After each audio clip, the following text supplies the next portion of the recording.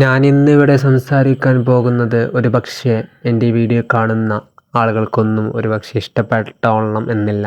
ഞാൻ ഇന്നിവിടെ സംസാരിക്കാൻ പോകുന്ന അത്തരമൊരു ടോപ്പിക്കിനെ കുറിച്ചിട്ടാണ്.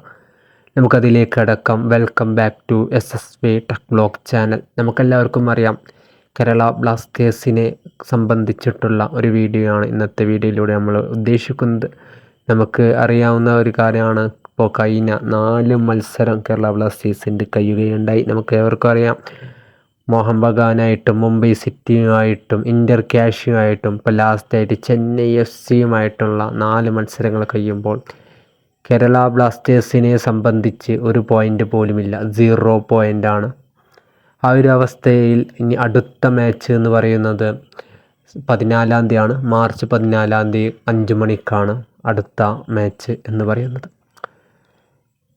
ഒരു കേരള ബ്ലാസ്റ്റേഴ്സ് ആരാധകരും മലയാളികളായുള്ള ആളുകളെ സംബന്ധിച്ചൊക്കെ നോക്കുകയാണെങ്കിൽ ഈ കളി കാണാൻ ആരും ഉണ്ടാവില്ല എന്ന് 100% നമുക്ക് എടുത്തു പറയേണ്ട ഒരു കാര്യമാണ്.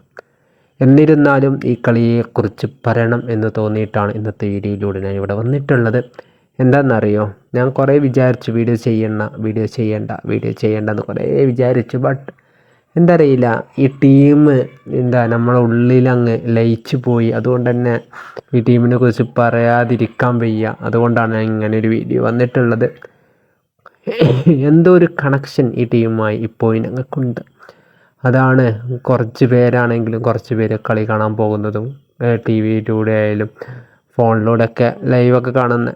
എന്നെ സംബന്ധിച്ച് നോക്കുകയാണെങ്കിൽ കേരള ബ്ലാസ്റ്റേഴ്സിൻ്റെ കളി ഇന്നുണ്ട് എന്ന് പറഞ്ഞാൽ ഇനിയിപ്പോൾ എത്ര കളി തോറ്റാലും, ഇപ്പോൾ ഈ സീസൺ ഫുള്ള് തോറ്റ് അവസാന കളിയാണ് എന്ന് പറഞ്ഞാലും എന്നെ സംബന്ധിച്ച് നോക്കുകയാണെങ്കിൽ ഞാൻ കളി കാണും. അതെന്തോ ഒരു ഈ ടീമും ഞാനുമായിട്ട് ഒരു കണക്ഷൻ, എന്താ പറയുക, എന്തോ ഒന്ന് ലയിച്ചു പോയി എന്നാണ് എനിക്കതിൽ നിന്ന് പറയാനുള്ളത്. അതുകൊണ്ട് നമ്മൾ അടുത്ത മത്സരം വന്നിരിക്കുകയാണ്. എത്രത്തോളം ആൾക്കാർ കളി കാണുന്നൊന്നും എനിക്കറിയില്ല.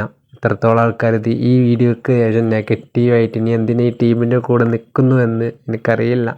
പക്ഷേ എനിക്ക് അവരോടൊക്കെ പറയാനുള്ളത്, ഇത് നമ്മളെ ടീമാണ്, നമ്മളാണ് അവർ ഇപ്പോൾ ഉള്ളത്. ഇനിയിപ്പോൾ എത്ര പറയുന്നുള്ളൂ, എത്ര തോറ്റാലും കൂടെ ഉണ്ടാവും എന്നുള്ളൊരു 100% പറയുകയാണ്. സങ്കടം ഉണ്ടാവും, ദേഷ്യം ഉണ്ടാവും, കളി തോൽക്കുമ്പോൾ നല്ലോണം പറയും. അതൊക്കെ ആ ഒരു ടൈം കഴിഞ്ഞു, പിന്നെ അടുത്ത കളിക്ക് സെറ്റായി വരിക എന്നുള്ളതാണ്. അപ്പോൾ അടുത്ത മത്സരം എന്ന് പറയുന്നത് ഈസ്റ്റ് ബംഗാളിനായിട്ടാണ്. ഈസ്റ്റ് ബംഗാളിന് ഇപ്പോൾ നിലവിൽ ഞാൻ ഈ വീഡിയോ റെക്കോർഡ് ചെയ്യുമ്പോൾ നിലവിൽ 7 പോയിൻ്റ് ഉണ്ട് അവർക്ക്. ഞാൻ ടേബിളും കാര്യങ്ങളൊക്കെ നോക്കിയപ്പോൾ 7 പോയിൻ്റ് ഉണ്ട്. നമുക്ക് 0 പോയിൻ്റ് ഉള്ളൂ. നമുക്കൊരു പോയിൻ്റ് പോലും ഇല്ല. അപ്പോൾ തന്നെ നമുക്ക് മനസ്സിലാക്കാം നമ്മളോലും തമ്മിലുള്ള ഡിഫറൻസ് എന്താണെന്നുള്ളത്. ഓക്കെ, ഏതായാലും നമുക്ക് കാത്തിരിക്കാനൊന്നും ആരും ഉണ്ടാവില്ല എന്നറിയാം. പക്ഷേ കാത്തിരിക്കുന്നവരിലേക്ക് അറിയുകയാണ്, കാത്തിരിക്കാം. 14-ാം തീയതിയാണ് ഈസ്റ്റ് ബംഗാളിനുമായിട്ടുള്ള കളി. അതെങ്കിലും ജയിക്കട്ടെ എന്ന് ആശംസിച്ചുകൊണ്ട് ഈ വീഡിയോയുടെ അവസാനിക്കുകയാണ്.